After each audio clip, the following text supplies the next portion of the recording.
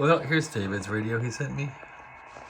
This is a Swan 350C, and what I found is the C designation is an updated version of the Swan 350. So I think this is one of the later versions of this radio. It has a tube mounted underneath on a circuit board, basically, and a couple other improvements, but it seems cleaner underneath and more well done, and it seems like it works a lot better. So this thing has gangbuster receive on it.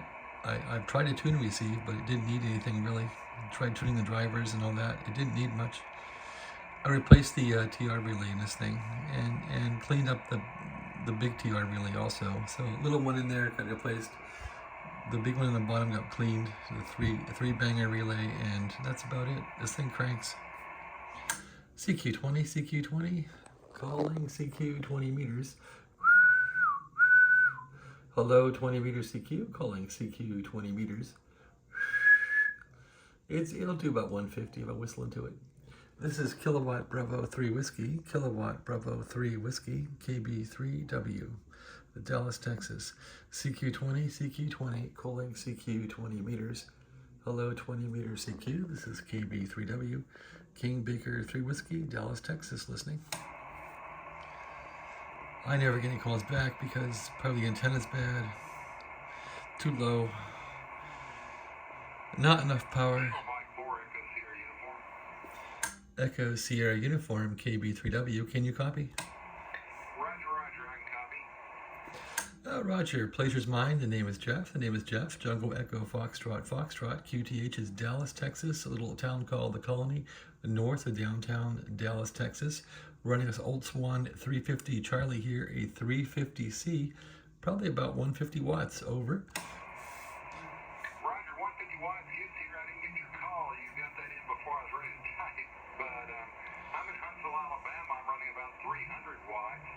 But I'm on a very compromised antenna because the squirrel eats about 9 feet off of it. Roger that, Charlie. Well, you're a good 5.9 on this meter. I'm not sure it's calibrated well yet, but you're on a 5.9. This is a radio that my friend David sent me from Massachusetts, and it was a Swan junker, but I replaced the TR relay in it just today, and it's, boy, it's surprising it's working so well. Yeah, you're coming in great modulation, very clear. How's the modulation on my end, over? Roger, I'm talking to you on a Turner, let's see, a Turner SSB mic into an Alligraph K4, and your modulation is coming in great. You said it's a Swan radio and you replaced the TR's relay?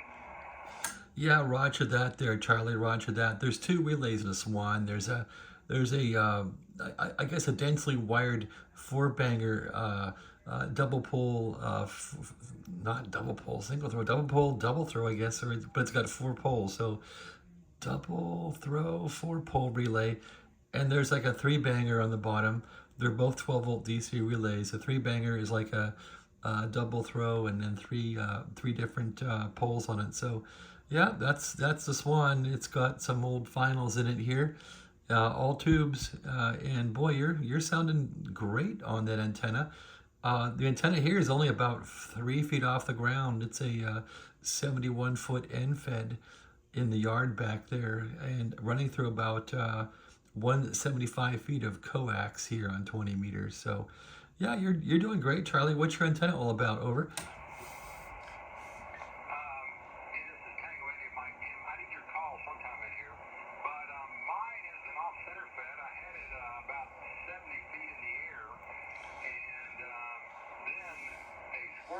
Decided that it was his plaything, and he actually chewed through a copper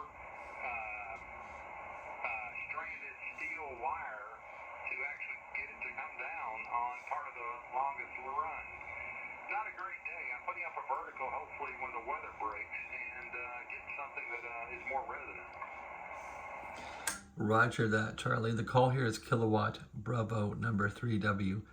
Kilowatt Bravo number 3W, KB3W, KB3W. Roger, well, I'm sorry that squirrel took your antenna down. That's crazy how they're chewing through steel. Yeah, I had a friend with a car parked out in front of work, actually, and a squirrel got up in there and chewed he chewed a ground wire that went to the dashboard, and all the gauges wouldn't work, and everything was confused. It took us days to figure out what wire was compromised. We actually pulled the dash out, took the dash into the lab and had ohm meter on it, and finally a schematic. We had to buy a book for the car and figure out what wire was bad. Well, boy, you're gonna sound great once you get a good antenna up. You're gonna really be booming in because you're doing great on your compromised antenna. Over. Roger, yeah, it used to be a lot higher, and with the squirrel, it's not. So, it's just what you do until you get something else up. The vertical's to hold the place until I can get the ground dry enough to dig a hole and put up a tower. I've got a step IR that I bought used that I'm rebuilding, and once that sucker's rebuilt, I'll get it up in the air, and yeah, it should sound good. Yeah, Roger that, Charlie. And so you're gonna put a tower up, you say. I don't know much about towers. I've had friends in the two-way business, so I've heard about pyrod towers that are self-standing, and I guess Roan towers have been like the soup du jour of the ham community, and I guess the two-way community. And usually somebody gets like a hinge type thing, and they get a pickup truck or something, and they kind of have a come along maybe, and they pull the thing out until it's up there, and then put guy wires on it. Is that kind of the route you're gonna go? Negative. I bought a U.S. Steel. It was used too, and I got it for a good price. And it tilts over with a crank, but it drops down from 50 feet to 20, a little under 20 feet before it can tilt over. So it makes it easy to bring the thing down and work on the antenna. Okay, great, Charlie. I've never had the luxury of having a tower. I've had friends with towers. I've seen towers. I've seen huge beams on towers, and always envied, people a tower and a beam they can turn and all that. So it just probably makes a world of difference on the receive side and transmit. Over. Well, you don't have to have a tower. Depending on the compass heading of where you're at, you can put up two multi-band dipoles aimed in two different directions and cover the whole world. Yeah, Roger that, Charlie.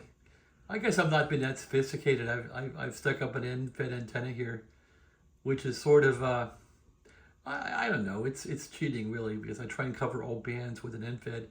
And I did recently bought a nano VNA and stuck it on there to see what the thing was doing, to see how long I should cut the wire. I don't really have it up yet. I was just gonna loop it onto the chimney. It's probably gonna go up at a 45-degree angle to the chimney from the ground. And so that's one route I took, Charlie. And the name's Jeff here. The name's Jeff. The other route I took, Charlie, I just picked up a sailboat antenna tuner. So it works on a sailboat. It's made for sailboats and stuff, and you ground one end of it. The other end you feed RF into, through coax, and then it has just a attachment for a long wire. And they're saying, oh yeah, put a 30, 40, 50-foot wire on there and just see how it works. And the thing just, chunks along, and then it memorizes each band you were transmitting on, and it memorizes, what it did. So when you go back to that band, it's able to quickly tune back. So yeah, I'm looking forward to using that thing. I tried it once. It's an old, eBay thing, $75. And I found that it draws about half an amp of DC when it's just sitting there. So I don't know if it's broken or what yet. I need to kind of just flesh it out, Charlie, and see if it works. Over. Roger, yeah. Sounds like a tuner. And I have one on this one that once you start using... Gonna conclude the video, guys. This thing is working. Holy crow.